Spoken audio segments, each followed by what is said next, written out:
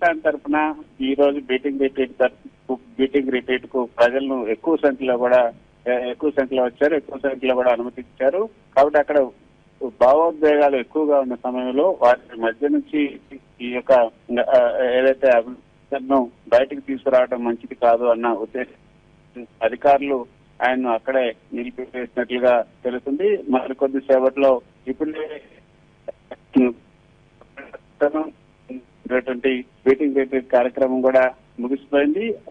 ముగియటంతో పాటు అక్కడ ఉన్నటువంటి ప్రజలు కూడా అక్కడ ఉన్నటువంటి స్టాండ్స్ నుంచి వెళ్ళిపోయారు. ఇప్పుడు పూర్తిగా ఈ కార్యక్రమం మొత్తం బీటింగ్ రిట్రీట్ సంబంధించినటువంటి కార్యక్రమం మొత్తం పూర్తిగా ముగిసిన సందర్భంగా ఇప్పుడు ఈ యొక్క అప్పగింతలకు సంబంధించినటువంటి కార్యక్రమానికి సంబంధించినటువంటి ప్రొసీజర్ ఆ ప్రాసెస్ ను ఇప్పుడు మళ్ళీ ప్రారంభించారు.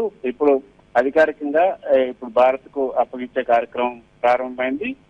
మరికొద్ది సేపట్లో భారత్ భూభాగంపై అడుగు పెట్టబోతున్నారు అభినందన్ భారత్ యొక్క భూభాగంలో అడుగుపెట్టిన తర్వాత కొన్ని వైద్య పరీక్షలు, అదేవిధంగా ఇమిగ్రేషన్ కు సంబంధించినటువంటి కార్యక్రమాలు కూడా చేయాల్సింది. వాటికి కూడా కొంత ఈ రోజు చేసే అవకాశం ఉంటుంది. అయితే మనం చూడొచ్చు రూపాయి ఏదైతే భారత్ కు అప్పగించే ముందు ఇస్లామాబాద్ లోనే వైద్య పరీక్షలు యొక్క పాకిస్తాన్ ప్రభుత్వం చేసింది. ఆ వైద్య పరీక్షలకు సంబంధించి కొన్ని వైద్య పరీక్షలకు సంబంధించి రెడ్ క్రాస్ కు సంబంధించినటువంటి సభ్యుల ముందు ఈ వైద్య పరీక్షలు నిర్వహించారు. కానీ అందులో ఏదైతే ఆ వైద్య పరీక్షలు రెడ్ క్రాస్ సంబంధించినటువంటి సభ్యుల ముందు అక్కడ వెళ్ళడానికి ముందే చేశారు. కానీ రెడ్ క్రాస్ సభ్యులకు కూడా తమ ముందు మళ్ళీ మరోసారి వైద్య పరీక్షలు చేయాలని పట్టుబట్టిన నేపథ్యంలో ఈ జాప్యానికి అది కూడా కారణం అని తెలుస్తుంది. ఈ విధంగా వైద్య పరీక్షలు జరిగిన తర్వాత ఇంకా ఇతర అధికారికంగా ఏదైతే భారత తరఫు నుంచి అందించాల్సిన డాక్యుమెంట్లను భారత్ కు సంబంధించినటువంటి అధికారులు కూడా అందజేశారు. ఆ తర్వాత ఈ యొక్క ఇక ఖైదీగా అభినందన్ ను అప్పగించే కార్యక్రమాన్ని రెడ్ క్రాస్ కు సంబంధించినటువంటి సభ్యులకు అధికారికంగా పాకిస్తాన్ కు సంబంధించినటువంటి ఎంఈఏ, అదేవిధంగా రక్షణ శాఖకు సంబంధించినటువంటి అధికారులు రెడ్ క్రాస్ సభ్యులకు అందజేశారు. ఆ తర్వాత ఇస్లామాబాద్ నుంచి లాహోర్ కు వచ్చారు. లాహోర్ నుంచి ప్రత్యేక వాహనంలో ఇక్కడ వరకు కూడా 4 గంటల సమయంలో వాఘా బోర్డర్ కు తీసుకొచ్చారు. వాఘా బోర్డర్ లో భారత్ తరఫున ముందు ప్రజలందరినీ కూడా ఈ రోజు ప్రజలను ముందు అనుమతించాలని నిర్ణయించారు. అందుకే 2 గంటల ప్రాంతంలో వాఘా బోర్డర్ చేరుకున్నటువంటి ప్రజలను అనుమతించారు. కానీ ఇంకా జాప్యం అవుతున్న నేపథ్యంలో ఈ భారత్ వైపు ఉన్నటువంటి ప్రజలను అనుమతించకుండా అప్పటికే అనుమతించినటువంటి ప్రజలను కూడా బయటికి పంపివేశారు. కానీ బీటింగ్ రిట్రీట్ కార్యక్రమం మాత్రం ప్రజలు ఉన్నా లేకపోయినా జరగాలి కాబట్టి బీటింగ్ రిట్రీట్ కార్యక్రమాన్ని భారత్ వైపున జరిపారు. కానీ అవతల వైపున ప్రజలను ఉంచుకొని అక్కడ పాకిస్తాన్ ప్రజలను ఉంచుకొని అక్కడ బీటింగ్ రిట్రీట్ కార్యక్రమం జరిగింది. ప్రతిరోజు ఇక్కడ ఉన్నటువంటి సరిహద్దులో ఉన్నటువంటి జాతీయ జెండాలను 2 దేశాలకు సంబంధించినటువంటి జాతీయ జెండాలను అవనతనం చేసేందుకే ఈ బీటింగ్ రిట్రీట్ కార్యక్రమం జరుగుతుంది. కాబట్టి బీటింగ్ రిట్రీట్ కార్యక్రమం అయితే జరిగింది. భారత ప్రజలను ఇక్కడ ఈ యువతల వైపు నుంచి అనుమతించలేదు. కానీ పాకిస్తాన్ వైపు నుంచి అనుమతించడం వలన ఇప్పుడు ఈ జాప్యానికి కారణమైందని చెప్పుకోవచ్చు. మరికొద్ది సేపట్లోనే భారత్ సంబంధించినటువంటి గడిపై అడుగుపెట్టి ఈ యొక్క ఇమిగ్రేషన్ కార్యక్రమాలన్నింటినీ కూడా పూర్తి చేసుకునే అవకాశం ఉంది. ఇంకా భారత్కు వచ్చిన తర్వాత కూడా ఇంకా చాలా ప్రొసీజర్ కూడా మిగిలిందని మనకు చెప్పొచ్చు రూపాయి ఈ సందర్భంగా. ఎందుకంటే ఏదైతే అక్కడ ఉన్నటువంటి పాకిస్తాన్ కు సంబంధించినటువంటి వైద్య పరీక్షలకు సంబంధించి ఇచ్చినటువంటి నివేదికలను కూడా ఇక్కడ సరిపోల్చుకోవాల్సి ఉంటుంది. మరోసారి ఇక్కడ వైద్యాధికారులు కూడా అభినందన్ కు పరీక్షలు చేసి పాకిస్తాన్ చేసినటువంటి పరీక్షలు కరెక్టా కాదా, లేకపోతే అక్కడ ఏమైనా ఇంజెక్షన్స్ కానీ వేరే ఏమైనా డ్రగ్స్ లాంటివి ఏమైనా ఇచ్చారా అనేవి కూడా చెక్ చేయాల్సి ఉంటుంది. అవన్నీ కూడా సరిపోల్చుకోవాల్సి ఉంటుంది. అంతేకాకుండా దీని తర్వాత కూడా డీబ్రీఫింగ్ అంటే ఇంటెలిజెన్స్ కు సంబంధించిన డీబ్రీఫింగ్ కూడా ఉంటుంది. అక్కడ ఈ యొక్క అభినందన్ పట్టుబడిన తర్వాత పాకిస్తాన్ కు సంబంధించినటువంటి మిలిటరీ కానీ ఈ యొక్క ఎయిర్ ఫోర్స్ కానీ బలవంతంగా ఏమైనా అభినందన్ నుంచి కీలకమైనటువంటి కీలకమైనటువంటి సమాచారాన్ని ఏమైనా సేకరించారా, అక్కడ ఆ యొక్క అధికారులు ఏం కోరారు, అక్కడ అధికారులు ఏమైనా ప్రశ్నించారు, వాటికి ఏమైనా సమాధానం ఇచ్చారు, వీటన్నిటిని కూడా కొంత రాబట్టాల్సి ఉంటుంది. మానసికంగా అదేవిధంగా భౌతికంగా ఏమైనా చింతించారా, వీటన్నిటిని కూడా కొంత ఇంటెలిజెన్స్ వర్గాలకు సంబంధించినటువంటి అధికారులు ఈ యొక్క చెక్ చేయాల్సి ఉంటుంది. మరోసారి ఇంటెలిజెన్స్ అధికారులు ఇక్కడ అభినందన్ వచ్చిన తర్వాత ఆయన్ను ప్రశ్నించే అవకాశం ఉంటుంది. అప్పుడు ఆ తర్వాత ఏదైతే ఈ యొక్క భారత వైద్యాధికారులు చేసినటువంటి రక్షణ శాఖకు సంబంధించినటువంటి వైద్యాధికారులు చేసినటువంటి పరీక్షలు, అదేవిధంగా పాకిస్తాన్ చేసినటువంటి వైద్య పరీక్షలు సరిపోకపోతే అప్పుడు మళ్ళీ దాన్ని ఒక వివాదంగా చేసే అవకాశం కూడా ఉంది. కాబట్టి ఆ వైద్య పరీక్షలు కూడా కొంత అంటే డ్రగ్స్ లాంటివి ఇవ్వటం, ఇంకా ఎక్కువ సమాచారం ఏమైనా ఇచ్చారా, ఇక్కడ ఉన్నటువంటి కీలక సమాచారానికి సంబంధించి పాకిస్తాన్ తెలియజేశారా అన్నది కూడా కొంత కీలకంగా మారే అవకాశం ఉంది. అందుకే వచ్చిన తర్వాత కూడా చాలా తతంగా ఉంది. ఆ తర్వాతనే భారత ప్రభుత్వానికి ఒక నివేదిక కూడా ఇంటెలిజెన్స్ వర్గాల నుంచి అందించాల్సి ఉంటుంది.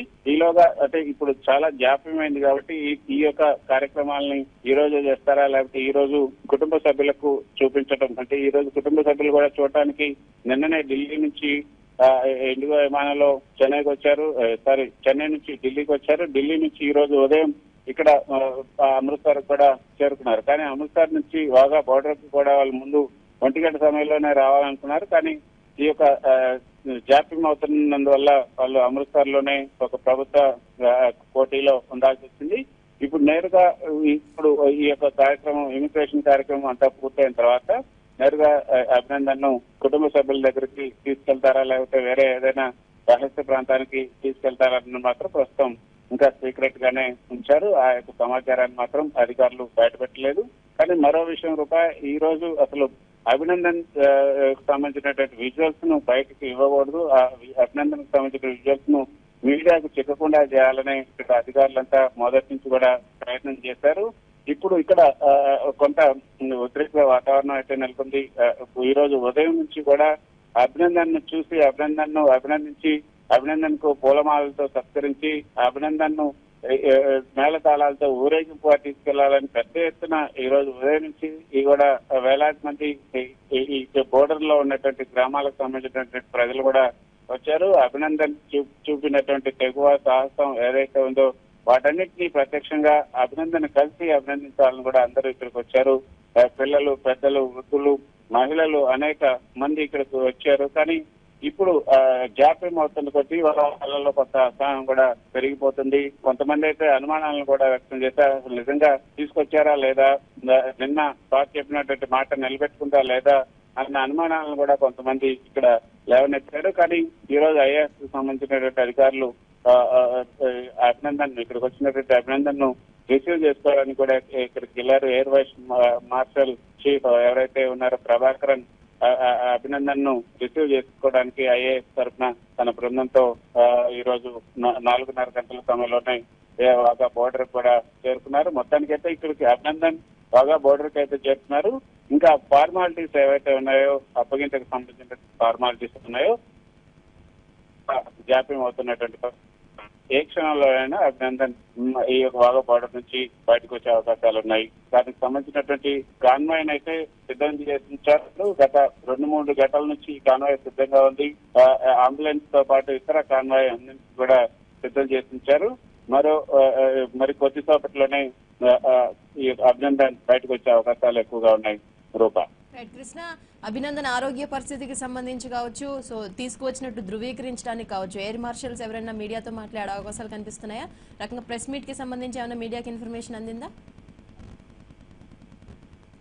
రూపా, మొదట ఈ ప్రెస్ బ్రీఫింగ్ ని ఢిల్లీలోనే పెట్టాలనుకున్నారు. ఢిల్లీలో ఎయిర్ ఫోర్స్ కు సంబంధించినటువంటి హెడ్ క్వార్టర్ లోనే ఈ ప్రెస్ బ్రీఫింగ్ ను పెట్టాలనుకున్నారు. ఇక్కడ బోర్డర్ వద్ద మాత్రం ఏ బ్రీఫింగ్ ఉండదని కూడా ఢిల్లీకి ఇక్కడ ఉన్నటువంటి పంజాబ్ డీజీపీ ఒక ప్రకటన కూడా మధ్యాహ్నం చేశారు. ఇక్కడ బోర్డర్ వద్ద ఎటువంటి బ్రీఫింగ్ ఉండదు, మీకు ఢిల్లీలో ఉన్నటువంటి ఎయిర్ ఫోర్స్ ప్రధాన కార్యాలయంలో బ్రీఫింగ్ ఉంటుందని కూడా చెప్పారు. ఈ కార్యక్రమం అయిన తర్వాత ఢిల్లీలోనే దీనికి సంబంధించినటువంటి ఒక ప్రకటన కూడా విడుదల చేసే అవకాశం ఉంటుంది. మొత్తం ఈ ప్రాసెస్ ఏ విధంగా జరిగింది, అభినందన్ ఎన్ని గంటలకు అప్పగించబడ్డారు, అభినందన్ ను అక్కడ ఉన్నటువంటి అధికారులు ఏ విధంగా చూసుకున్నారు, తర్వాత అక్కడ సంబంధించినటువంటి వైద్య పరీక్షలకు సంబంధించినటువంటి వివరాలు, తర్వాత ఈ యొక్క యుద్ధ ఖైదీగా ఇచ్చారా, నిజానికి అనుగుణంగా యుద్ధ ఖైదీగా ఇచ్చారా లేకపోతే సామాన్య చూడాలి. అంటే ఒక యుద్ధ ఖైదీని అప్పగించేటప్పుడు ఒక విధమైనటువంటి ఫార్మాలిటీస్ ఉంటాయి. ఒక సామాన్య వ్యక్తి ఏదైతే ఈ బోర్డర్ ద్వారా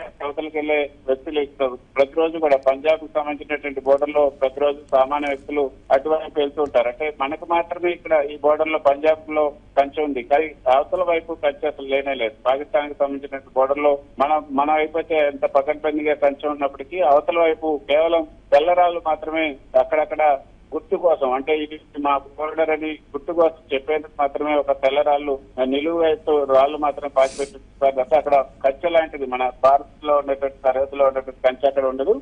ఈ కంచె దాటి అవతలకి సామాన్య వ్యక్తులు రైతులు కూడా తమ పొలాలు కంచె అవతల కొన్ని పొలాలు కూడా ఉన్నాయి. పంజాబ్ సంబంధించినటువంటి పంజాబ్ రాజస్థాన్ లో కొన్ని పొలాలను రోజు కూడా చేసుకుంటూ ఉంటారు. వాళ్ళకి ఇక్కడ ఉన్నటువంటి అధికారులు కూడా కొంత అనుమతి ఇస్తూ ఉంటారు. వాళ్ళకి ఐడి కార్డు కూడా ప్రత్యేకంగా ఇచ్చి అటు వెళ్ళడానికి అనుమతి ఇస్తారు. మళ్ళీ వచ్చిన తర్వాత కూడా వాళ్ళ హాజరును తీసుకొని వచ్చారని తర్వాత వాళ్ళకు ప్రతిరోజు ఉంటుంది. ఆ విధంగా సామాన్య వ్యక్తులు అటు వెళ్ళినప్పుడు వాళ్ళని అప్పగించేటప్పుడు కొన్ని నిబంధనలు పాటిస్తూ ఉంటారు. కాబట్టి ఎవరైనా అప్పగించేటప్పుడు వీసాను కూడా ఒకరోజు వీసాను కూడా అందించాల్సి ఉంటుంది. అదేవిధంగా ఇప్పుడు అభినందన్ ను యుద్ధ ఖైదీగా ఇచ్చారా లేకపోతే సామాన్య వ్యక్తిగా ఇచ్చారా, వీసా ఏదైనా ఒకరోజు వీసా ఇచ్చి ఆ ఒక్కరోజు వీసాను ఈ రోజు ఎక్స్పైర్ అయ్యేలా చూసారా, ఇటువంటి వివరాలన్నింటినీ కూడా ఈ రోజు ఎయిర్పోర్ట్ హెడ్ క్వార్టర్ లో జరిగే ప్రెస్ నిర్వహించే అవకాశం ఉంది. ఏదైనప్పటికీ మరికొద్ది సేపట్లో అభినందన్ బయటకు వచ్చిన తర్వాతనే ఈ ప్రెస్ కాన్ఫరెన్స్ సంబంధించినటువంటి సమయాన్ని వెల్లడించే అవకాశం ఉంది. రూపా.